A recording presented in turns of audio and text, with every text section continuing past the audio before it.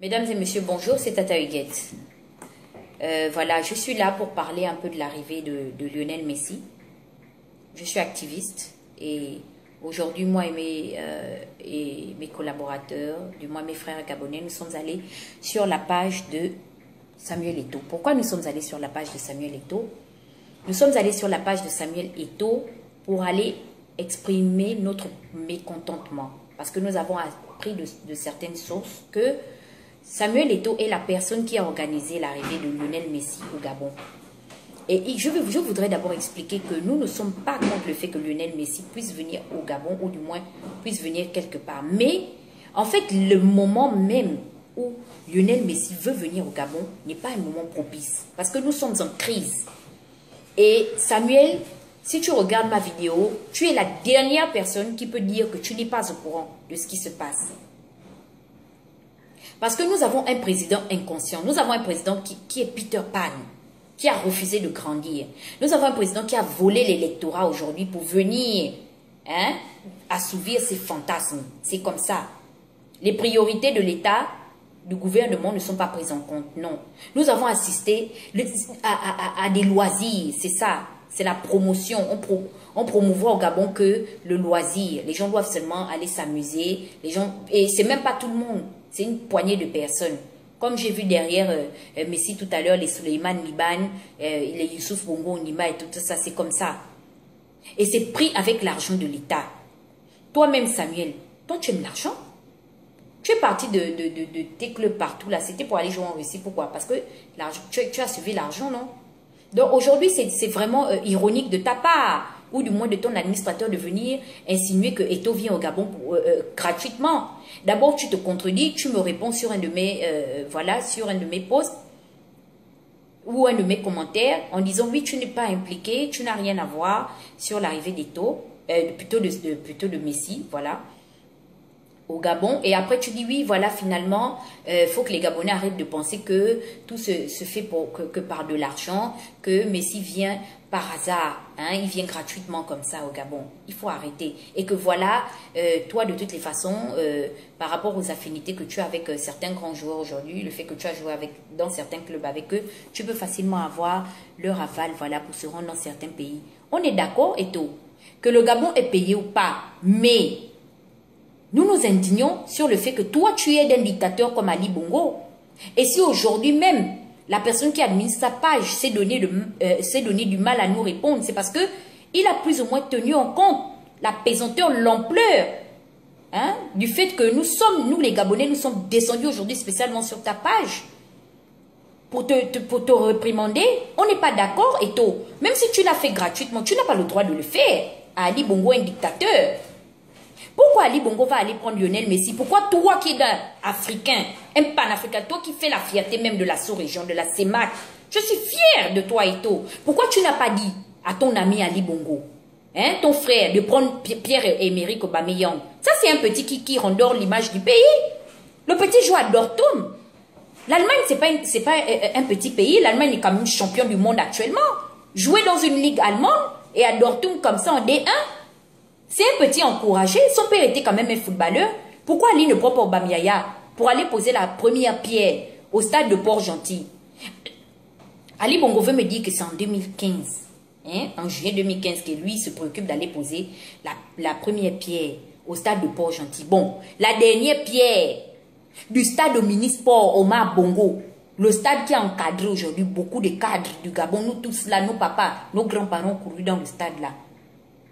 Il finit le stade là quand? Le Gabon a besoin d'être électrifié. Ali Bongo n'a pas pu mettre l'électricité. Ne fût-ce que dans les abords de la capitale, mais je le dis tous les jours, moi je suis fatigué. Il n'y a pas l'eau. Le SMIC est toujours à 80 000 francs. Si ce n'est pas les courses des bateaux, c'est les carnavals. Si ce n'est pas ça, il vit comme un prince qatari. Il va acheter le match du PSG pour venir jouer sur le stade sino gabonais. Même en organisant cette canne-là, je dis, quand les Gabonais ont faim là, ils vont casser le stade sino gabonais là. C'est avec ça ils mangent. Quand ils ont faim, ils cassent le stade là, ils mangent. Quand un Gabonais a un problème, il veut se soigner, il casse le stade, il se soigne. Il y a les médicaments qui sortent dans le stade là.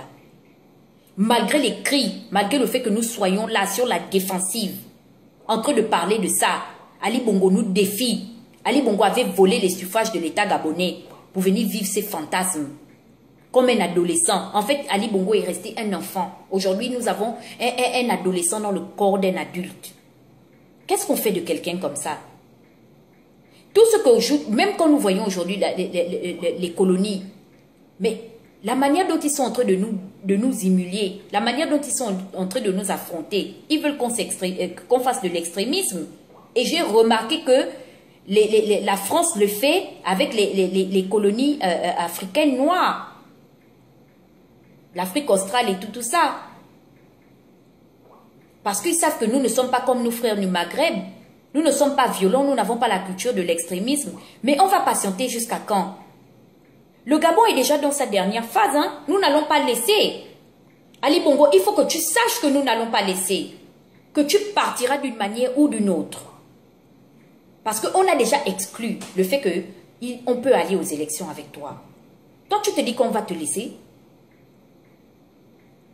Tu prends l'argent des Gabonais, tu organises les fêtes avec ça, avec tes amis, les Suleiman Liban, c'est comme ça, vous faites venir Messi pour le regarder. Toi, tu ne peux pas prendre au Bamiaya, tu ne peux pas prendre tous les papas là qui sont là, pour aller poser la pierre là-bas. C'est leur histoire, non? C'est quand même eux qui ont joué. Pourquoi tu as le complexe des gens de l'étranger? Pourquoi tu as le complexe des étrangers comme ça? Toi, tu estimes qu'il n'y a que ceux qui viennent d'ailleurs, hein, qui sont les meilleurs. Mais pourtant, les évidences sont là. Voilà Pierre Akenenge qui est venu ici. On l'a honoré aux Nations Unies. Pierre Akenenge n'est pas venu au nom de sa famille, non. Il est venu au nom du Gabon. Il est venu défendre une histoire. Il est venu marquer les temps pour dire que oui, il y a une nation qu'on appelle la nation gabonaise aussi, qui existe, qui fait dans l'art. Tu ne peux pas organiser comment on appelle ça? Ici, on organise une tribute. Tu ne peux pas faire une tribute. Le memory pour Pierre Akenenge, tu l'honores quand? Ton papa l'a envoyé en exil. Malgré ça, il ne s'est pas découragé. Il nous a communiqué une force. Tu ne l'honores pas. Something is wrong with you, Ali Bongo. Il y a quelque chose qui ne tourne pas rond chez toi. Après, tu prends un champion du monde. Comme Messi, tu l'en vas maintenant pour l'emmener dans les histoires des barbecues, pareil, ton enfant, ça c'est même pas les restaurants, parce que ce restaurant-là, tu veux me dire que ça c'est les restaurants, comme moi ici, je vois les restaurants des États-Unis ici. Ça là, ça c'est les dos tournés. Ou bien tu veux me dire que le restaurant de ton enfant est plus joli que le restaurant de ma mère Chantal, Miboto, ou Maïcha là-bas. Ça c'est les bricoles. Et comme tu as dépensé énormément d'argent, mais c'est obligé de se soumettre.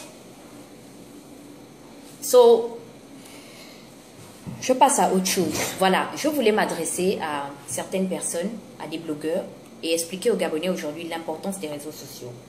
J'aimerais d'abord vous dire congratulations, bravo. Nous avons gagné la guerre des réseaux sociaux sur Facebook. Et aujourd'hui, nous détenons une arme pour laquelle Ali Bongo dépense des milliards, d'accord? Il veut vendre son image. Il veut vendre une bonne opinion de lui à l'international. C'est pourquoi vous avez vu, il a pris en otage les médias nationaux, d'accord, la RTG, tout. Voilà, il les a embrigadés. Mais nous, aujourd'hui, nous avons une arme aussi. Et nous avons quoi? La volonté. Donc, je m'adresse à toutes les personnes qui sont épris du changement, du vrai changement, d'accord? Il faut que vous veniez sur Twitter. Pourquoi sur Twitter? C'est pour élargir aussi nos horizons. Et sur Twitter, aujourd'hui, il ne faut pas négliger Twitter parce que c'est l'espace où il n'y a pas de censure, ok? C'est l'espace où nous pouvons exprimer réellement notre pensée sans être censurés.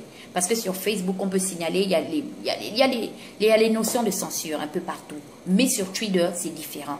Et pour certaines personnes qui ont fait la télé internationale, elles m'ont expliqué, comme Gloria Mika, elles m'ont dit non, Dana, grâce à Twitter, j'ai pu rencontrer des gens à l'international, parler un peu de la cause du Gabon. Nous avons un forum de discussion qui s'appelle Info Kingele. Info Kingele vient de fêter ses 50 000 fans. À supposer que 25 000 personnes soient sur Twitter. Qu'est-ce qui va se passer? Il va se passer que, actuellement, Ali Bongo, maintenant, a changé de stratégie. Souvent, il annonçait l'arrivée de certaines personnes.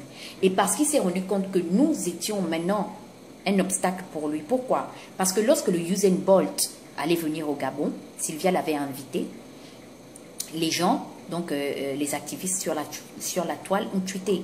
Ils ont essayé de rentrer en contact avec le manager de Usain Bolt.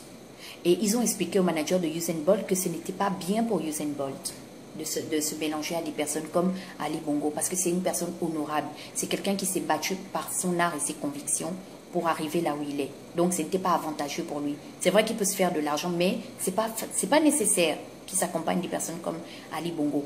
Pareil pour Spike Lee. Toutes ces personnes ne sont pas venues parce que les gens sont allés parler. Mais c'est dommage parce que c'est une minorité de personnes aujourd'hui qui sont sur Twitter. Qu'est-ce qui va se passer? Si vous nous suivez, moi, mon compte, c'est Josanne Diamond, d'accord, sur Twitter, pour ceux qui ne connaissent pas. Vous pouvez suivre mon collaborateur Frank Joktan. Vous pouvez suivre Gloria Mika Nzile, qui est Gloria Mika. Vous pouvez suivre Marceau Malekou, voilà, qui a un très bon flow, le 241. Je l'aime bien, c'est quelqu'un que j'observe beaucoup, voilà, je le salue. Coucou Marceau. Donc, vous partez avec ces personnes, vous les suivez, vous êtes en train de les follow sur Twitter. Qu'est-ce qui va se passer? On va faire le coup qui s'est passé aujourd'hui parce que Ali Bongo a caché l'arrivée de Lionel Messi, d'accord? Donc, en 2 jours, nous avons appris que Lionel Messi est là. Qu'est-ce qui s'est passé? Nous sommes allés sur Twitter. Malgré que Messi est dans l'avion, il est arrivé au Gabon. Actuellement, les médias français, ça retentit. Il y a un effet de boomerang. Donc, si vous nous suivez, hein, vous avez cliqué sur follow et vous cliquez sur l'étoile qui est favori. Moi et les activistes actifs, nous vous tweetons une information. À supposer même que 1000, 2000 personnes à l'instant retweetent ce que Tata Huguette a dit, ou retweetent ce que Gloria Mika a dit, ou retweetent ce que Jean-Pierre Rougou dit. Ça aura de l'ampleur. Ce qui fait que même des journalistes internationaux pourront s'intéresser. Et c'est ce qui se passe actuellement. Donc c'est ça l'importance que vous soyez sur Twitter. Donc nous avons déjà gagné la bataille sur Facebook, sur certains réseaux sociaux.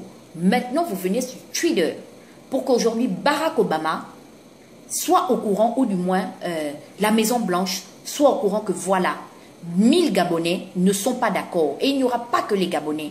Aujourd'hui, même d'autres personnes pourront s'aligner à notre cause, d'accord, pour dénoncer avec nous les crimes rituels, pour dénoncer avec nous la pauvreté, la précarité, pour dénoncer avec nous, exemple, le coup qu'Ali Bongo nous a fait à la mort d'André Baobab, les armes chimiques. Supposons que 1000 personnes avaient retweeté ce qui se passait, mais ce dossier à la Cour pénale internationale était pris. Les enquêteurs seraient sur le terrain depuis. On ne devait pas se donner autant de mal. Donc, il ne faut pas perdre espoir, d'accord? Nous avons un groupe, voilà, qui est géré par un frère de Paris. Nous sommes là, nous sommes des activistes actifs. Je ne peux pas dire qu'il n'y aura pas de fuite, non. Mais Dieu est avec nous, ok? Donc, c'était Tata Huguette. Je déplore un peu l'attitude d'un grand frère que j'aime bien, que j'admire, Samuel Eto'o. Je n'ai rien contre lui. Samuel Eto'o a eu des problèmes avec Nathalie Nkoa. Quand il a eu les problèmes avec Nathalie Nkoa, il est sorti avec Nathalie Nkoa. Nathalie a dit, ok, je vais me chercher. Lui-même, il n'a pas dit à Nathalie Nkoa que rends-moi mon argent. Comme les bons Africains, c'est ce qu'il faut, non? Quand l'affaire est finie, maintenant, il n'y a plus le love entre vous. C'est toi qui commences maintenant à dire que non, rends-moi mon argent. À supposer que nous étions sur Twitter, nous pouvions aider Nathalie. Nathalie, peu importe ce que Nathalie a fait, elle a été ébranlée. On a touché à sa nudité. Et nous, en tant que femmes, nous pouvions nous battre aujourd'hui, signer des pétitions, appeler des organismes internationaux qui se battent contre les droits des femmes pour amener Eto'o à un procès. Parce qu'il est en train de jouer avec nous. Et il n'y a pas que lui. Donc, il faut que nous veillions sur notre pays. C'est notre devoir. Le Gabon nous appartient. Le Gabon est pris en otage par une poignée de personnes venues d'ailleurs, d'autres horizons. Ali Bongo nous le démontre chaque jour dans ses actes. Ce n'est pas un Gabonais. Donc, il ne pourra jamais, au grand jamais, aimer le Gabon comme vous. D'accord? Je suis Tata Huguette, je suis sur Twitter. Suivez-moi. Suivez Frank Joktan, suivez Monsieur Rougou, suivez CLG, tous les grands avatars, suivez-les, d'accord? Suivez la CDG, suivez tout le monde, tous ceux que vous savez qui sont pour le changement. Suivez-les, d'accord? C'est notre histoire. À bientôt.